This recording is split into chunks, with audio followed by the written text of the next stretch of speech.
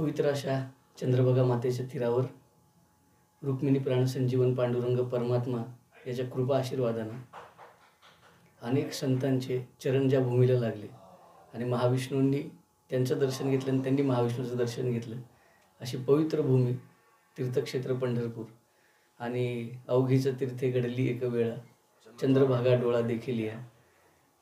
अवघीचं पापे गेली दिगंतरी, वैकुंठ पंढरी देखील या. अवघी या संतांची एक वेळा भेटी, पुंडलिक दृष्टी देखील या. तुका म्हणे जन्म आल्याचे सार्थक, विठ्ठलची एक देखील या. असं सगळेच तीर्थ, सगळे संत, सगळी क्षेत्र आणि सगळ्या ईश्वरांचं एकाच ठिकाणी दर्शन होतं. अशा पंढरपुरामध्ये राहण्याचं, संत सज्जनांचं, शिवचरित्रकारांचं आणि अविरत तपस्येसारखं एखादी साधना करणाऱ्या संतांचं आणि इतिहासकारांचं सानिध्य लाभणं हा भाग्याचा विषय आहे. मला असं वाटतं की अनंत जन्माचं पुण्य आहे की त्याच्यामुळं हा योग आला. तीर्थस्वरूप गुरुवर्य आदरणीय वंदनीय श्री अनिल काका बडवे यांची अविरत एक मोठी तपश्चर्या आणि त्या तपश्चर्येच्या यज्ञाला अखंड चालू ठेवणारे आदरणीय गुरुवर्य श्री आशुतोषजी बडवे या दोन पिढ्यांच्या एका मोठ्या तपस्यारूपी यज्ञाला साक्षी होता येते, ते अनुभवता येते, त्यांच्या सहवासात राहता येते. हीच मुळात भाग्याची गोष्ट.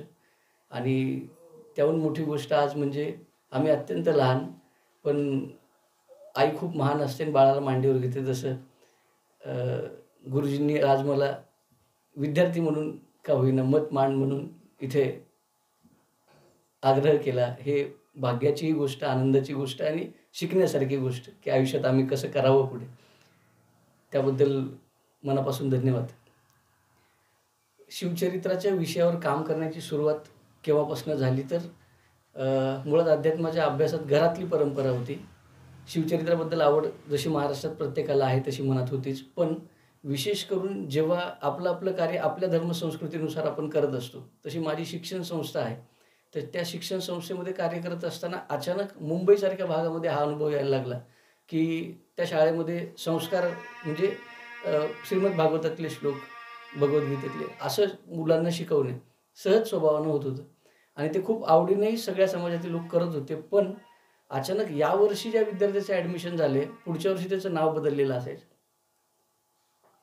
ते नाव म्हणजे धर्म बदलला आहे आणि मग ते सगळे परंपरा बदलत चालली आहे. बरं, मागच्या वर्षीपर्यंत त्यांना कुठल्या तरी या धर्मामध्ये अडचणी वाटाव्यात, त्रुटी वाटाव्यात, कमीपण असा काही भागच नव्हता आणि तरी तो होणारा अचानक बदल आणि त्यांचा वाढलेला वेग यावरून लक्षात आलं की आपली संस्कृती संपन्न असून सुद्धा, ज्ञानानं, धनानं, इतिहासानं, सगळ्या मार्गानं संपन्न असताना सुद्धा आपल्या लोकांना ती जाणीवपूर्वक माहीत नाही आहे. फक्त माहिती आहे, वरवर माहिती आहे. आणि हेच कारण आहे की त्यांच्या हातात कधीतरी दुसरा ग्रंथ अचानक दिसतो आणि ते म्हणतात किती ज्ञान आहे ह्याच्यामध्ये. त्यावेळेस असं नवल वाटतं की एखाद्या अभंगातल्या एखाद्या शब्दामध्येच इतकं ज्ञान आहे तर इतर धर्माच्या अख्ख्या सारात सुद्धा निघत नाही आणि तरीसुद्धा त्यांना ती गोष्ट मोठी वाटते. ह्याच्यात मला त्यांचा राग कधीच आला नाही. मला हे वाटलं की मी कुठे कमी पडलो हे सांगायला की माझ्या धर्मात काय आहे. जर मी आधी सांगितलं असतं तर हे असं झालं नसतं. त्याच्यामुळे आम्ही निर्णय घेतला की सगळ्यात पहिले एकाच नाण्याच्या दोन बाजू आहेत.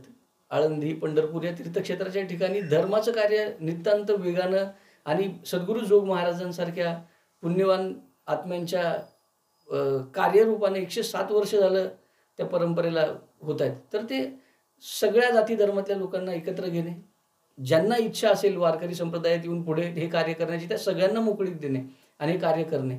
म्हणजे अगदी 4 शिष्य फक्त आणि त्या 4 शिष्यांचं पुढे जोग विद्यालय आणि आज हजारो कीर्तनकार एक विचारानं, एका प्रेरणेनं.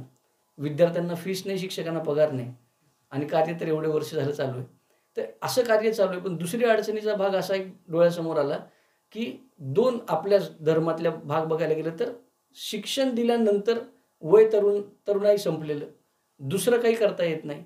मग त्यालाच उपजीविकेचं साधन केलं. ज्या क्षणाला ती अध्यात्माचं व्यासपीठ हे व्यावसायिकतेसाठी वापरलं गेलं, पुन्हा ते एवढी सगळी केलेली मेहनत पाण्यात गेली. शिवाय त्यातला जो चांगला टक्का बाहेर निघाला, जो विरक्त झालाय, तो समाजाकडे यायला तयार नाही. आम्हाला भामचंद्राला जायचं आहे, आम्हाला गाथा पाठ करायचे, आता आम्हाला वेदांत कळालं, आम्हाला परत समाजात फिरकायचंच नाही. म्हणजे ज्यांना कीर्तन व्यावसायिक रूपानं कळालं ते निघून गेले. आता त्यांना धर्माचं काही विशेष राहिलं नाही महत्त्व. ज्यांना कळालं ते सांगायला तयार नाहीत. ही मोठी अडचण. त्यातली दुसरी मोठी अडचण, जरी बोलायची वेळ आली तर आम्हाला अभंगापुरतंच बोलायचं आहे.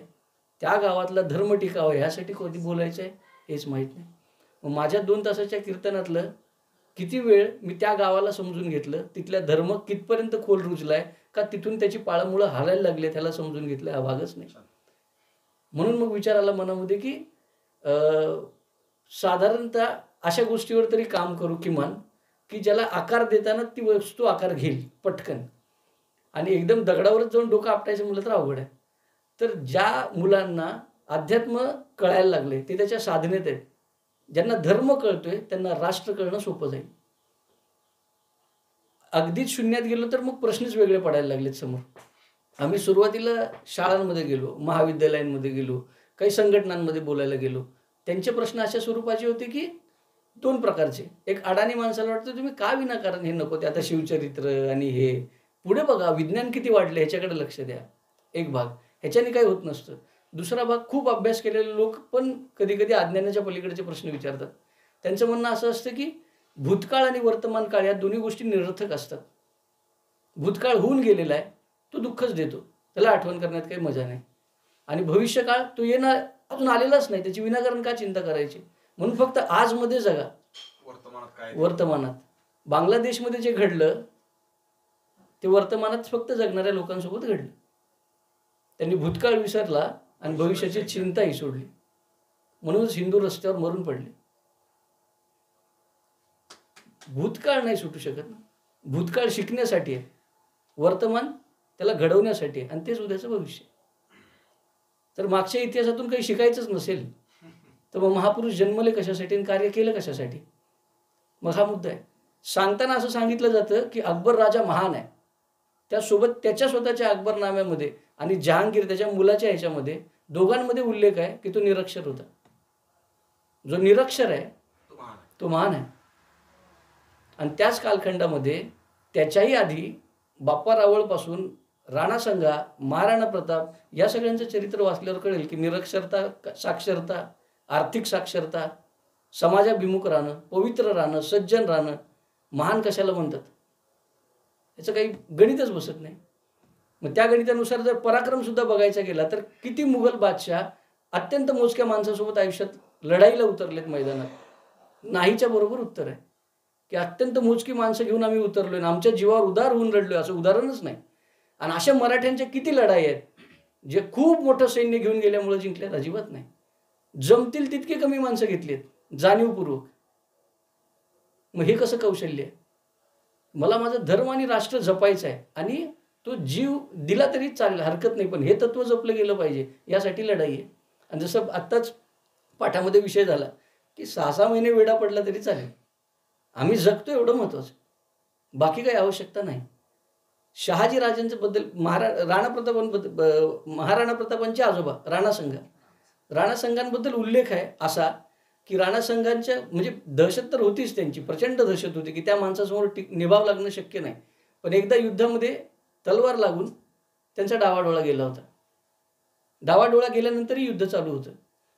त्यानंतर पुन्हा पुढच्या एका युद्धामध्ये त्यांचा उजवा हात गेला. उजवा हात गेल्यानंतर अर्ध्या वयात त्या माणसाने डाव्या हातात तलवार घेतली आणि तरीही शत्रूमध्ये दहशत कायमच होती. डावाडोळा गेलाय, उजवा हात गेलाय आणि त्यानंतरच्या पुढच्या एका लढाईत त्यांचा डावा पाय गेला. लाकडाचा पाय लावून घोड्यावर बसून एक डोळा, एक हात, एक पाय, तेही उलट्या उलट्या बाजूचं गेलेलं आहे. डावा डोळा गेलाय, उजवा हात गेलाय आणि डावा पाय गेलाय. म्हणजे संतुलन शरीराचं कसं राखावं आणि त्या माणसाची मुघलांना दहशत आहे. म्हणजे पराक्रमीन महान कोण आहे आणि कौतुक कोणाचं चाललंय. अभ्यासक्रमात कुठले विषय मांडले जात आहेत आणि चित्रपट कशावर बनत आहेत. जोधा अकबर. बाप्पा रावळपासून इथपर्यंत आम्ही काय करत होतो आणि आम्हाला काय दाखवावं वाटतं. पद्मावती पिक्चर आल्यानंतर अल्लाउद्दीन खिलजी किती महान दाखवता येईल यावरच जास्त भर त्या पिक्चरमध्ये दिसतो आणि तरुणाईला ते बघावं वाटतं. ते बघितल्यानंतर त्यांच्या मनात या शंका येणार आहेत की काय होती आपली संस्कृती आणि कशासाठी त्याचा अभ्यास करायचा. हे त्यांना माहीत नाही की निरक्षर असणाऱ्या अकबराला महान म्हणून दाखवताना तुम्ही हे विसरता की शहाजी राजे भोसल्यांचं जे चरित्र आहे त्या चरित्रामध्ये अगदी त्यांची सुरुवात निजामशाहीमध्ये, आणि निजामशाहीमधून तो माणूस इतक्या पारंगतपणे सगळ्यांमध्ये फिरला आहे की शहाजीराजे निजामाकडे आहेत, आदिलशहाकडे पण आहेत, काही काळ मुघलांकडेही गेलेत, पुन्हा बाहेर आलेत, आणि ह्या दरम्यान त्यांनी स्वराज्य स्थापनेचा प्रयत्न केला त्यांच्यातच राहून, त्या मुघलांमध्ये जे स्वतःच्या बापाला सोडत नाहीत, त्यांच्यातच चाकरी करून मन येईल तेव्हा बाहेर निघून जाणं आणि मन वाटेल तेव्हा परत त्यांच्याशी म्हणजे संधी साधणं आणि हे सगळं करत असताना चुकूनही आपला जीव धोक्यात न घालणं किंवा इतकी दहशत ठेवणं की शहाजीला आपण काही करू शकत नाही, केलं तर आपल्यालाच महागात पडेल. ही ताकद किती मोठी आहे. तुम्ही त्या माणसांमध्ये राहताय ज्यांना रक्ताची नाती सुद्धा आपली वाटत नाही, तर ते कधी मारू शकतात. बापाला कैदेत टाकू शकतात, भावाला मारून घालू शकतात, हे त्यांची वृत्ती आहे. आणि त्याच्यात तुम्ही त्यांच्याकडे जाता पण, त्यांची बुद्धी पण फिरवता. पाहिजे तेव्हा आदिलशहाला तोडता आणि पाहिजे तेव्हा आदिलशहाला स्वतःचं करून घेता आणि लढवता. कधी सैन्य मागून घेता मदतीला, कधी त्यांच्यासोबत मिसळता, कधी स्वतःचं सार्वभौमत्व सिद्ध करता की मी राजा झालो, स्वतंत्र आहे माझं स्वराज्य. पुन्हा मोडीत निघालं तर काही हरकत नाही, पुन्हा जोडून घेता. हे किती मोठं सामर्थ्य. म्हणजे कधी कधी मला वाटतं की आपण शिवाजी महाराज आपल्याला कळाले नाहीत असं म्हणतो, आपण शहाजी महाराजांपर्यंत पोहोचलोच नाही असं वाटतं कधी कधी. की शहाजी महाराजांना जर समजून घेतलं तर शिवाजी महाराजांबद्दल वाटणारं नवल थोडंफार कमी होईल. चांगल्या अर्थानं म्हणतोय मी, कारण शहाजी महाराजांनी जे जे काही केले, स्वतंत्र नसताना, राजा नसताना, शिवाजी महाराजांनी ते स्वतंत्र आहे मी आणि म्हणून करतोय असं सांगितलं. स्वतंत्र असून एखादं कार्य करणं स्पष्ट उघड आहे, पण एखाद्याच्या एका मोठ्या यंत्रणेचा भाग असणं आणि तरी स्वतःचं अस्तित्व स्वतंत्र टिकवणं, बाळापूरला एक सरदार म्हणून राहणं आणि त्यावेळेस अशा थाटात राहणं की आदिलशापर्यंत बातम्या पोचतात की असं वाटतंय एक सरदार नाही एक राजा जगतोय. आणि एक राजासारखं तुमचा जर सरदार इतका मोठा झाला आणि दक्षिण त्याच्याच हातात गेली आणि इथं त्याच्या पुत्रांनी स्वराज्याचा आरंभ केला, हे दोघं एकत्र आले तर मध्ये आदिलशाही दबून मरेल, ही भीती निर्माण करावी पितापुत्रांनी. आणि ह्यांच्या विरुद्ध 4 मुघलांची म्हणजे इस्लामालाच मानणारी माणसं आहेत. मुघल आहेत, आदिलशाह आहे, निजामशाह आहे, कुतुबशाह आहे. आणि या चौघांच्या अस्तित्वामध्ये एक भोसले घराणं चौघांना भारी पडते. ह्याचा अभ्यास करू नये आपण. आणि मला काय वाटतं की MBA करणं आणि काय करणं, काय मिळणार आहे त्या पुस्तकांमधून. नुसतं एक शिवचरित्र माणसाला जर नीट अभ्यास करता आलं, अजून छोटं करू, नुसतं भोसले घराणं अभ्यास करता आलं, अजून छोटं करू, फक्त शहाजी महाराज, तरी सुद्धा सगळं झालं, पारंगत झाला. म्हणजे एका विद्यार्थ्याला शिक्षणासोबत जर हे मिळालं, लहानपणापासून मिळालं, तर त्याला परत तुम्ही कशात करिअर करायचं हा प्रश्न विचारायचा वेळच येणार नाही, शक्यच नाही. शहाजी महाराजांना किती भाषा येत होत्या तर त्याबद्दल ठोस असं लिहिलेलं नाही, पण साधारण एक माणूस जर दक्षिणेत जाऊन तंजावर त्रिचिनावल्लीपर्यंत जिंकत जातो आणि कार्य करतो आणि तिथल्या सगळ्या प्रजेचा लाडका होतो, तर याचा अर्थ तो स्वतःच्याच भाषेत बोलत असेल का. जयराम पिंडे असं म्हणतो की मी जेव्हा त्यांच्याकडे माझी प्रतिभा दाखवायला गेलो होतो तेव्हा त्यांनी मला संस्कृतमध्ये एक श्लोक रचून सांगितला आणि त्याला पूर्ण कर म्हणून मला सांगितलं. जो माणूस संस्कृतमध्ये श्लोकाची रचना करून संस्कृतमध्ये काव्य करणाऱ्या माणसाला आवाहन करतो, त्याचं संस्कृतचं ज्ञान किती झालं. मराठी उत्तम असणार आहे कारण मातृभाषा आहे, संस्कृत उत्तम आहे कारण उदाहरण आहे साहित्यामध्ये, फारसी उत्तम आहे कारण त्यांच्यासोबतचाच रोजचा व्यवहार आहे, आणि कन्नड चांगलं आहे कारण त्यांच्या प्रदेशात गेले. ह्याला सोडून अजून किती जणांशी काय काय व्यवहार असतील माहित नाही. तमिळ, तेलुगू सगळ्या म्हणजे दक्षिणातल्या सगळ्या भाषा खालपर्यंतच्या, म्हणजे अर्ध्या भारतातल्या भाषा तर आल्याच, स्वतःची भाषा आलीच, आणि आता मग डच, पोर्तुगीज, फ्रेंच यांच्याशी जे काही व्यवहार होत असतील त्यातून जे ज्ञान प्राप्त होत असेल ते असणारच आहे. भाषेचं इतकं ज्ञान आहे. शिवाय दरबारात जवळपास 74-75 साहित्यिक कामाला होते असं म्हणतात, आणि त्या साहित्यिकांचं अविरत काम चालू आहे, लिखाण चालू आहे. इतक्या युद्धप्रसंगांमध्ये म्हणजे अविश्वासाचं वातावरण आहे की कधी बादशाच्या मनात काय येईल आणि कधी कोणाला मारून घालेल, कधी कुठून उठवेल, कुठं पाठवेल काय नेम नाही.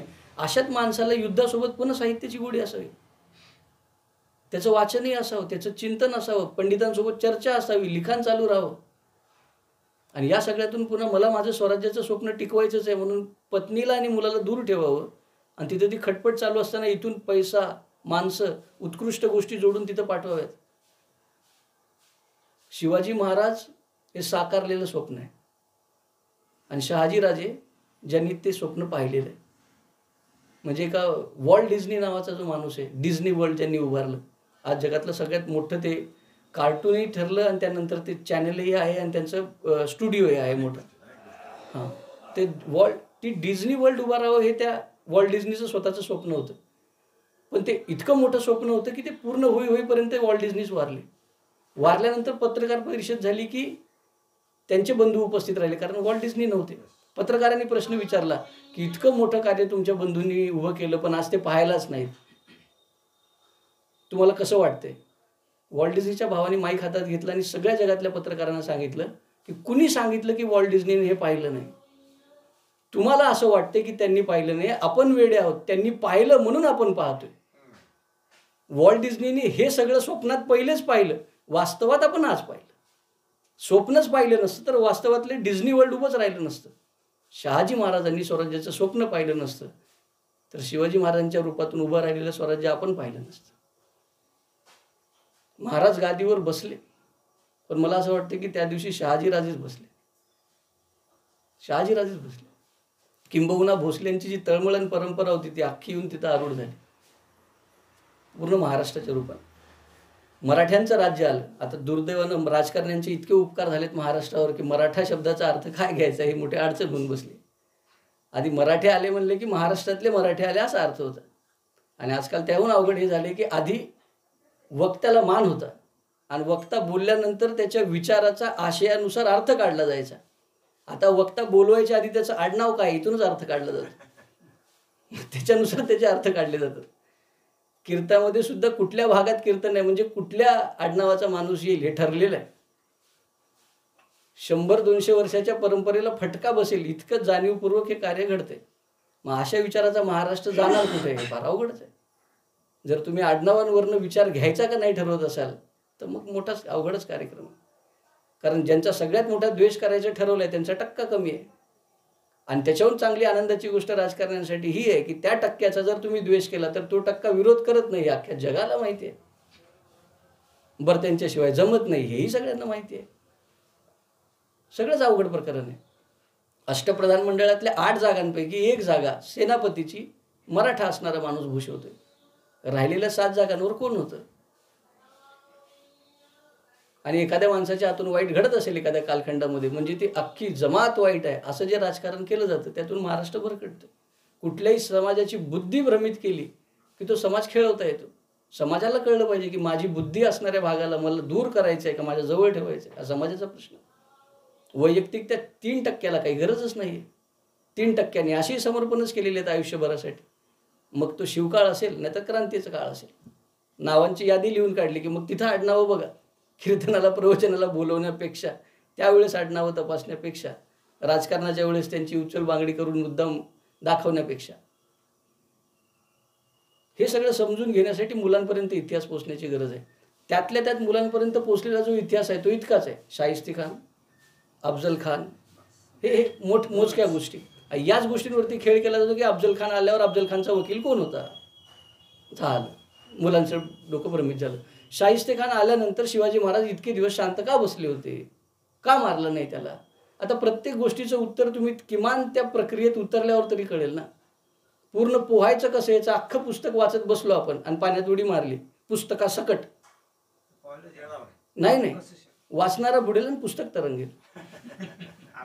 हा, तर आपण कसे तरंगणार आहोत तर आपण प्रत्यक्ष उतरल्यावर शिवचरित्रात मुलांना उतरावं लागेल. जोपर्यंत समाज शिवचरित्रात उतरणार नाही त्यांना प्रश्न आणि उत्तर दोघांचं समाधान मिळणारच नाही. त्यामुळे पुस्तकं वाचून नुसतं होणार नाही, शिवचरित्र जगावं लागेल, प्रत्येकाला जगावं लागेल. एक साधी सरळ गोष्ट आहे की शिवाजी महाराजांनी एखाद्या वेळेस न करणं आणि शिवाजी महाराजांनी एखाद्या वेळेस करणं. मी बरेच वेळा सांगतो, प्रवचनातून पण सांगतो आणि शिवचरित्रातून पण, की तुम्हाला असं वाटतं शाळेत शिकवले तुम्हाला खाणे, उठणे, बसणे, पळणे ही क्रिया आहे. या सगळ्यांना क्रिया म्हणा, हे कर्म आहे ना, हे करता तुम्ही म्हणून ह्याला क्रिया म्हणायचं. मला असं वाटतं कधी कधी त्यांना हे पण शिकवावं की बाळा कधी कधी न करणे हे सुद्धा एक कर्मच आहे आणि ते जगातलं सगळ्यात मोठं कर्म आहे. नरशिवरावांनी केलं. हां, निर्णय न करणे हेही एक काम आहे. अटल बिहारी वाजपेयींना म्हणाले होते की तुमच्यासारखं सुंदर बोलता यावं असं शिकवाल का तुम्ही आम्हाला. अटल बिहारी वाजपेयी म्हणाले होते की माझ्यासारखं बोलणं शिकू नको, कुठल्या वेळेस बोलायचं नसतं हे शिक माझ्या. कुठल्या वेळेस बोलायचं नसतं, बोलणं सगळ्यालाच कळतं. न बोलणं ज्याला कळालं त्याला खूप कळालं. लढणं सगळ्यांनाच कळतं, कधी लढू नये हेही कळायला पाहिजे माणसाला. ह्याचे शाहिस्ता खान येऊन बसला. शिवाजी महाराजांनी काही केलं नाही. काय केलं नाही म्हणजे त्या कालखंडात काय झालं ह्याचा अभ्यास करायला पाहिजे. काही होत नाही याचा अर्थ काहीच होत नाही असा नसतोच की. बी मातीत पडलेलं आहे, तुम्हाला काहीच दिसत नाही म्हणजे काही होत नाहीये का? नाही, काही होत नाहीये म्हणजेच खूप मोठं होते आणि ते अनंत काळापर्यंत टिकणार आहे म्हणूनच दिसत नाहीये. तुरंत लगेच झालेली गोष्ट फार टिकत नसते. खूप मोठ्या एका वक्त्याला एका माणसाने विचारलं की अहो काहीतरी असं सांगा की आत्ता लगेच होईल.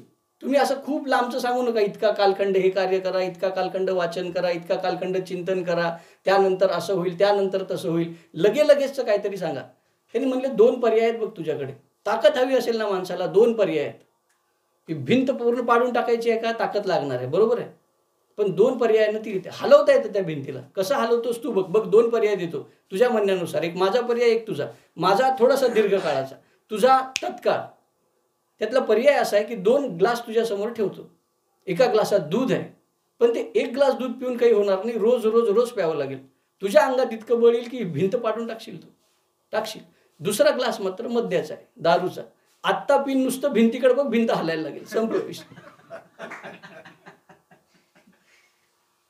सगळ्यांना तात्काळ पाहिजे. आत्ता सांगा शिवाजी महाराजांनी काय केलं. अरे आत्ता कसं करते तू? वाच ना, सुरुवात कुठून झाली, शेवट कुठंपर्यंत आहे, त्या कालखंडात काय घडलं, मग निकाल काय. एक खूप सुंदर तळ होतं निसर्गरम्य ठिकाणात, कुणीही तिथं नव्हतं. मोठा डोंगर होता, हिरवागार होता, पक्षी उडत होते, झाडं होती, गवत वाढलं होतं, मध्यभागी छोटंसं तळ होतं. अत्यंत सुंदर तळ होतं. आणि त्या तळ्यामध्ये प्रतिबिंब पडलं होतं. आकाशाचंही होतं, उडणाऱ्या पक्ष्यांचंही होतं, डोंगराचंही होतं. आणि ते तळ त्या प्रतिबिंबाने अजून सुंदर वाटत होतं. आणि बघणाऱ्या एका माणसाला इतका मोह झाला त्या तळ्याबद्दल की तो मध्ये उतरून म्हणलं मिठीच मारतो या तळ्यावर. आणि तो मध्ये गेला आणि मधल्या डोंगराला पक्ष्यांना मिठी मारण्याच्या नादात इतका आत ढवळाढवळ करत गेला की सगळा गाळच वर आला ना, तळ खराब झालं. आणि मग बघायला लागलं की डोंगर कुठं गेला, पक्षी कुठं गेले, आकाश कुठं गेलं, हे घाण कसं झालं, मी काय करू. हात मारायला लागला पाण्यावरती की मला हे परत नीट करायचे, सावरायचे, परत डोंगर आणायचे, परत पक्षी आणायचे. आणि असा वेड्यावाकड्यासारखा तो माणूस वेड्यासारखा भासत असताना एक साधू बाजूने चालला होता. साधूने म्हणलं ए बाळा काय झालं. तो रडायला लागला मोठमोठ्याने. म्हणलं इतकं सुंदर चित्र होतं, मी त्याला मिठी मारायला आलो ते खराब झालं. काय करू म्हणजे हे नीट होईल, मी आता काय करू, कसं डोंगर परत आणू. तो म्हणलं बाहेर ये. नाही मी नीट करतो. म्हणलं बाहेर ये. काही करू नको. हां. तू म्हणलं काहीच करू नको, बाहेर बस. ते म्हणलं काही न केल्यानं काय होईल. ते म्हणजे जे होईल ते बघ, जे होईल ते बघ. शाहिस्ता खान आल्यानंतर शाहिस्ता खानाला त्याचं काम करू देऊन बघ ना तो काय आहे, त्याची हद्द काय आहे आणि त्याला मारण्याची योग्य वेळ काय आहे हे तपासावं लागतं.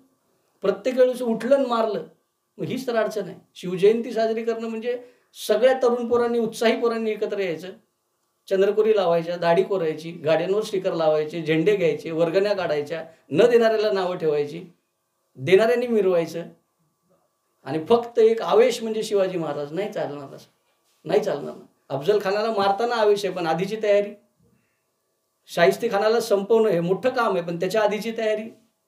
आणि सगळ्यात मोठी गोष्ट, कधीही मोठ्या मोठ्या आव्हानांना स्वतः समोर जाणे ही वृत्ती.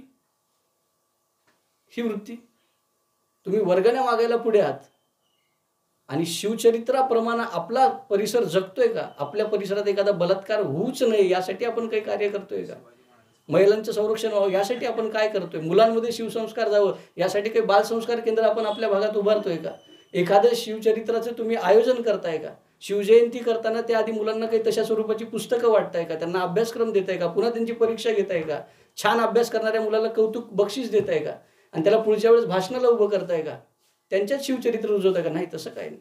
त्या दिवशी डीजे किती मोठा वाजला आणि आम्ही कसे नाचलो, ही आमची शिवजयंती झाली. मग ही शिवजयंती कशी पोचेल महाराष्ट्रापर्यंत, शक्यच नाही ना. शिवाजी महाराजांचा अभ्यास करताना प्रशासन व्यवस्था कौशल्य हा एक स्वतंत्र भाग आहेच, पण नुसतं जर युद्ध आवडत असेल, बरेचदा शिवचरित्र सांगताना मुलांना त्याच दिवशी पाठ आवडतो ज्या दिवशी काहीतरी धामधूम झाली, बाकी बोलताना झोप येते, कंटाळा येतो, आज काही मजा नाही आली. म्हणजे काय पाहिजे, तलवार उपसली, महाराज गेले, मारलं, वा वा वा, आवेश पाहिजे दरच वेळेस. आणि सवय कुठून लागली आहे, महाराष्ट्रात वंदनीय पूजनीय अनेक शिवचरित्रकार आहेत, तोंडाला फेस येईपर्यंत बोलतात, 1 तासभर बोलून निघून जातात. तर लोकांना म्हटलं कसं वाटलं, छान वाटलं, काय कळलं ते नाही माहिती, पण छान वाटलं. छान वाटेल तेवढंच बोलायचं. एवढ्या किलोची तलवार उचलणारा हा, तेवढा किलो तो, हे करणारा संभाजी, तो करणारा कावजी, याला म्हणतात शिवाजी, त्याला म्हणतात संभाजी. 2, 4, 5 डायलॉग तयार केलेत. अप्रतिम डायलॉग, बोलायचं, टाळ्या वाजवून घ्यायच्या आणि निघून जायचं. लोकांनाही तेवढंच बरं वाटते, कारण त्यांचंही वाचन नाही. आणि ज्या माणसांचं खूप जास्त वाचन आहे त्यांच्यापर्यंत त्यांना पोचायचं नाही. म्हणजे अक्षरशः गुरुजींना बसायला वेळ मिळू नये महाराष्ट्रामध्ये, बसूच देऊ नये कोणी. आणि आग्रहाने त्यांचा एकही दिवस, एकही मिनिट, म्हणजे सकाळी एकीकडे, दुपारी एकीकडे असावेत आणि लोकांनी ते ऐकून घ्यावं. कारण आपण तर तितका अभ्यास करू शकत नाही. मग ज्यांचा अभ्यास झाला त्यांना आपण तो मान सन्मान देणं, त्यांच्याकडनं ते ज्ञान घेणं हे किती गरजेचं आहे, पण होत नाही. हेच तर दुर्दैव आहे. आणि ह्याला सोडून काही फेमस चेहरे घ्यायचे सिरियलमधले, त्यांना बोलवायचं, त्यांच्या हातानं उद्घाटनं, ते कार्यक्रम. जिथं एक मोठ्या कलाकारांनी म्हणलं हिंदीतल्या, आम्ही भांड आहोत म्हणलं, नवाजुद्दीन सिद्दीकी नाव आहे त्याचं. तो म्हणला आम्हाला विनाकारण समाजानं किंमत दिली, आम्ही भांड आहे. भांड या शब्दाचा अर्थ होतो नाचगाणं करणारी माणसं, आणि त्यांना पहिले गावाच्या बाहेर ठेवलं जायचं. ते म्हणले गावातली वाईट व्यक्तीच फक्त गावाबाहेर जाऊन त्याचा निर्लज्जपणा सिद्ध करून गावात येईल. निर्लज्जपणा कधी गावात आला नव्हता. तुम्ही आम्हालाच तुमचे आदर्श केले म्हणून मग तुम्ही बरबाद आहात. हा एक कलाकार स्वतः सांगतो.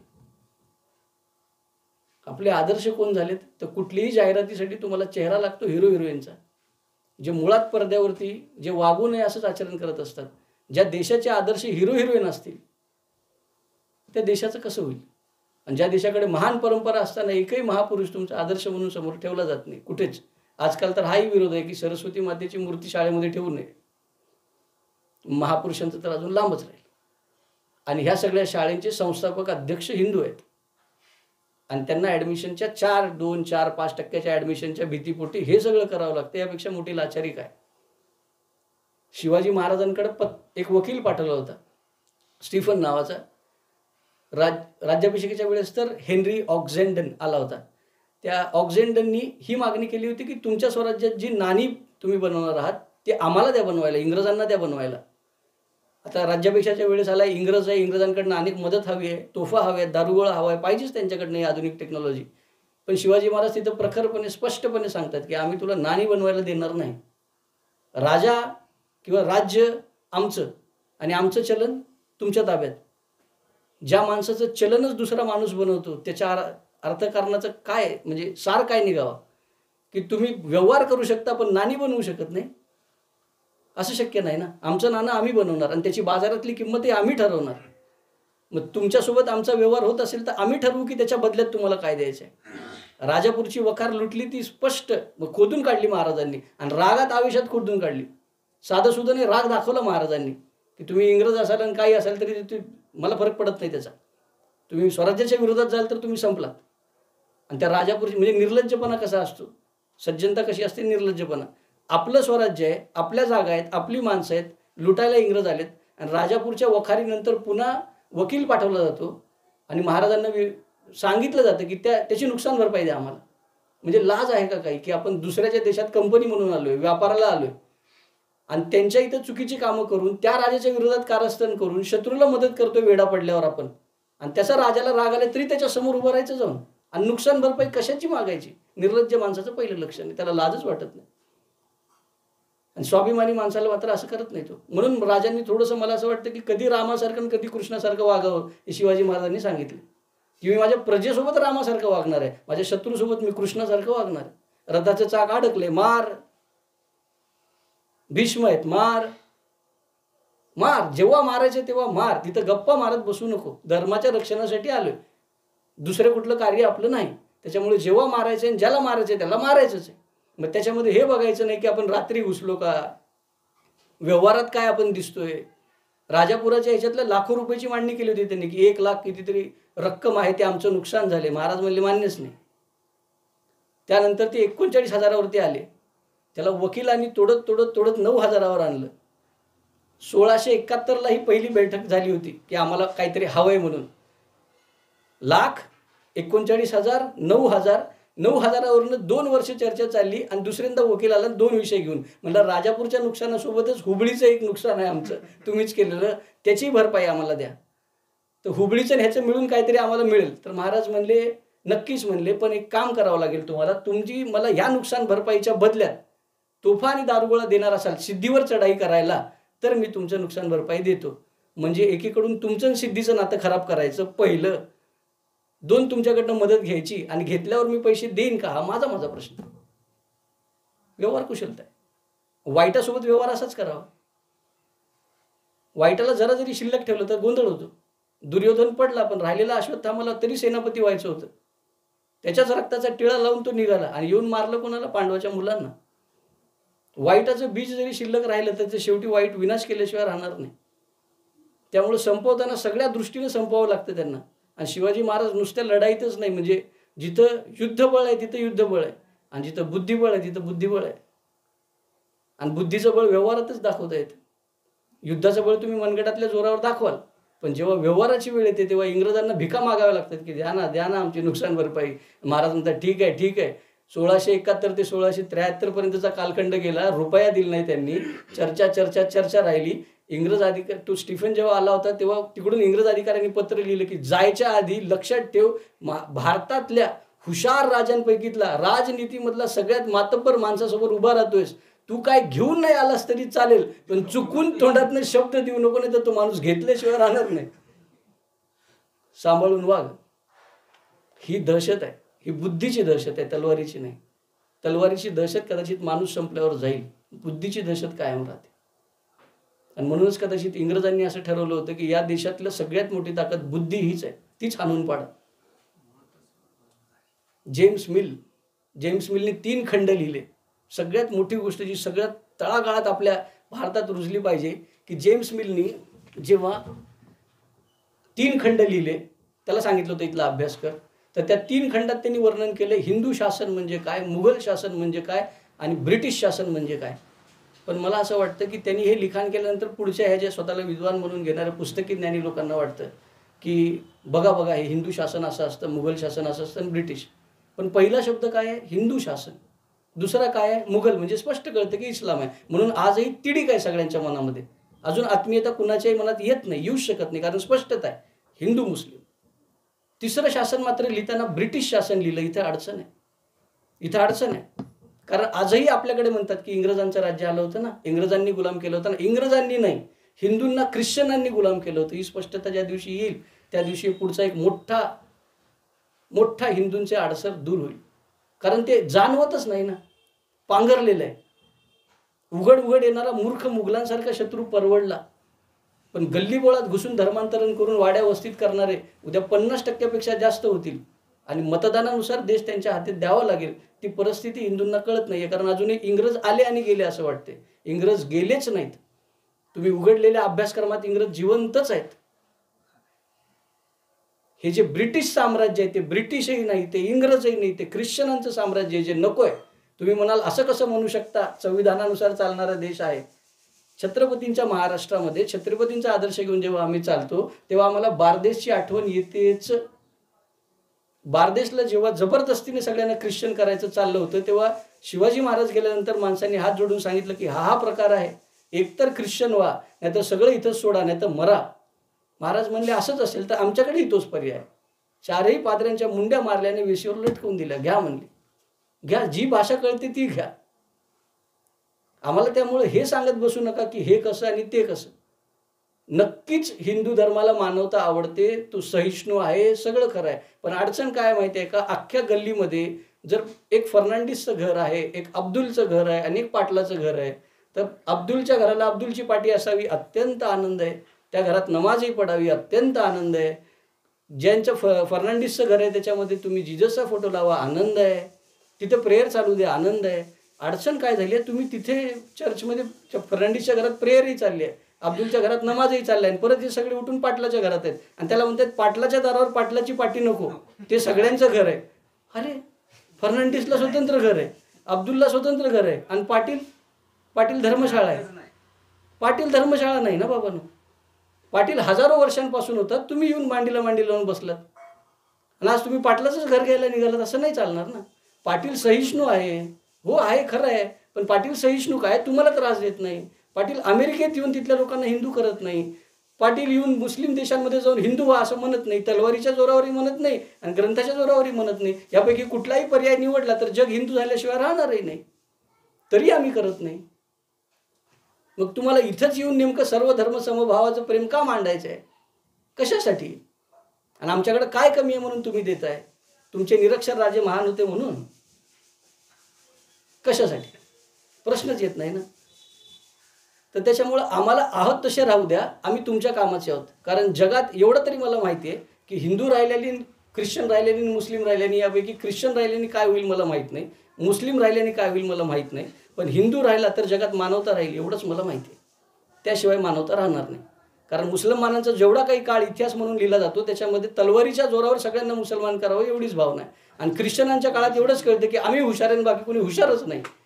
मग असे नसलेले हुशार आणि अशा अराजकतेशिवाय धर्म टिकत नाही म्हणणारे शहाणे, या दोघांपेक्षाही तोच माणूस चांगला आहे जो स्वतःच्या मर्यादेतच हजारो वर्षाचा अन्याय सहन करतो, पण बाहेर जाऊन दुसऱ्याला गुलाम करायची भाषा बोलत नाही. आणि तो आलेल्या मूर्खांनाही सांभाळून घेण्याचीच भाषा करतो आणि वरून संविधानामध्ये सगळ्यांना सामावून घेण्याची भाषा लिहितो. मग आमच्यापेक्षा सहिष्णू कोण? एकच ग्रंथ म्हणजे ग्रंथ, एकच देव म्हणजे देव, असं आमची कल्पनाच नाही. आमच्यासाठी जो ज्याला मानेल ते देव आहे.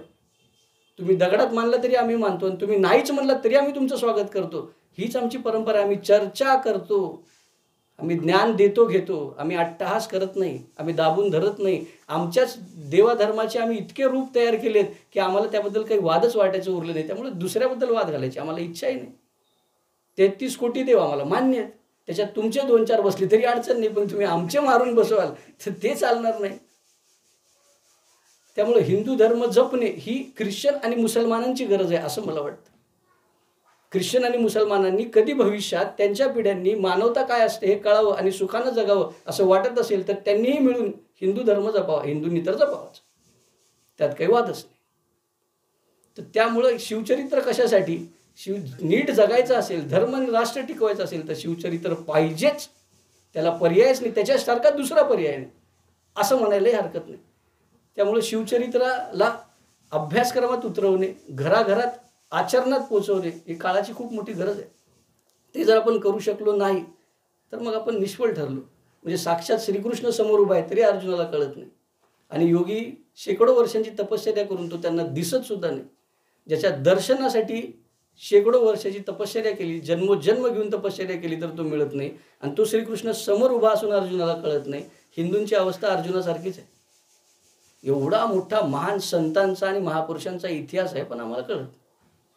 म्हणजे मुंबईमध्ये एक म्हातारी मेली होती, पोलिसांनी तिचे बेवारस म्हणून सगळी चौकशी केली तर तिच्या गाठोड्याला एक फक्त गाठोडं होतं, एक उशाला घेतलेलं आणि मरून पडली होती. पोस्टमॉर्टम रिपोर्टमध्ये कळालं की कुणी हिला मारलेलं नाही, ही उपासमारीनं मेली. ते म्हणले तिचं गाठोडं खोलून बघा काय आहे, तर जवळपास हजारो रुपयाची रक्कम तिच्या गाठोड्यात भीक मागलेली निघाली. आणि मेली कशानं? उपासमारीनं. मिळाल्या पैशाचं काय करावं हेच माहीत नाही, ते गाठोड्याला घेऊन मेली आहे. भीक मागायचं कळते, वापरायचं कळत नाही. तसं आयता जन्म झाला हिंदू धर्मात म्हणून ह्याची किंमत कळत नाही, ज्ञानेश्वरी कळत नाही, गाथा कळत नाही, शिवचरित्र कळत नाही. हे उशाला घेऊन ती म्हातारी मेली, पैसे भुकेनं मेली. तसा हा हिंदू सगळं ज्ञान उशाला घेऊन मरणार आहे पण शिकणार नाही, कधी नाही शिकणार. त्यामुळे आपला धर्म, आपली संस्कृती जोपर्यंत आपण अभिमानानं मिरवणार नाही, त्याचं जगणार नाही, तोपर्यंत आपल्याला काही पर्याय नाही दुसरा. आपण हे करायलाच पाहिजे आणि त्यासाठी आयुष्य द्यायला काही हरकतच नाही. कारण खूप चांगली गोष्ट आहे. बायका लेकरं संसार करून किती जणांना काय काय मिळाले मला माहीत नाही, पण जर सर्वोच्च ज्ञान ज्ञानेश्वर माऊलींचं आहे आणि त्यांनी संसार केला नाही तर मला वाटतं की माझी बुद्धी त्यापेक्षा तर जास्त नाही. त्यामुळं मी गपचूप त्यांच्या मागे चालावं. संसारात खूप सुख असतं तर महाराज तुकाराम महाराज घरदार सोडून भामचंद्रावर गेले नसते, भामचंद्रावर भंडारा डोंगरावर गेले नसते. संसारातच गोडी असती तर खूप सुंदर संसार करून आदर्श झाले असते. मग कदाचित आपण त्यांना संसारातले जगद्गुरू म्हणालो असतो का? तर संसार कुणीही कितीही केला तर संसारातला जगद्गुरू कधीच झाला नाही. ज्यांनी ज्यांनी सोडलं त्यांच्या पायावर आपलं डोकं आहे, ज्यांनी ज्यांनी धरलं ते जाऊन पायावर डोकं टेकवतात. आता धरायचं का सोडायचं तुम्ही ठरवा. कारण संसार करताना तो ईश्वराचा म्हणून करा.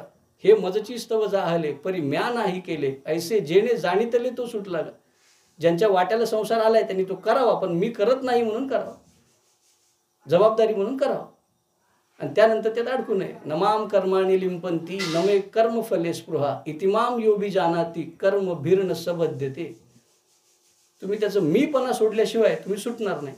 मीपणा सोडायला आपण तयार नाही. त्याच्यामुळं हा मीपणा थोडासा बाजूला ठेवून राष्ट्र आणि धर्म या एकाच नाण्याच्या दोन बाजू आहेत. राष्ट्र असला तरच धर्म आहे, धर्म असला तरच ते राष्ट्र आहे. ह्याच्याशिवाय ही गोष्ट चालूच शकत नाही. त्यामुळे हे दोन्ही जपणं आणि यासाठी आपण आयुष्यातला प्रचंड मोठा वेळ देऊन हे कार्य निरंतर अखेरच्या श्वासापर्यंत करणं, जमलं तर देवाला विनंती करणं की मोक्ष नको, पुन्हा पुन्हा जन्म दे, पण ह्या कार्यासाठी दे, एवढी एक पांडुरंगा चरणी आज पंढरपूर क्षेत्रात मागणी करतो आणि आदरणीय गुरुवरांच्या चरणी झालेली सेवा समर्पित करतो. पांडुरंगाला मनापासून धन्यवाद देतो. छान छान.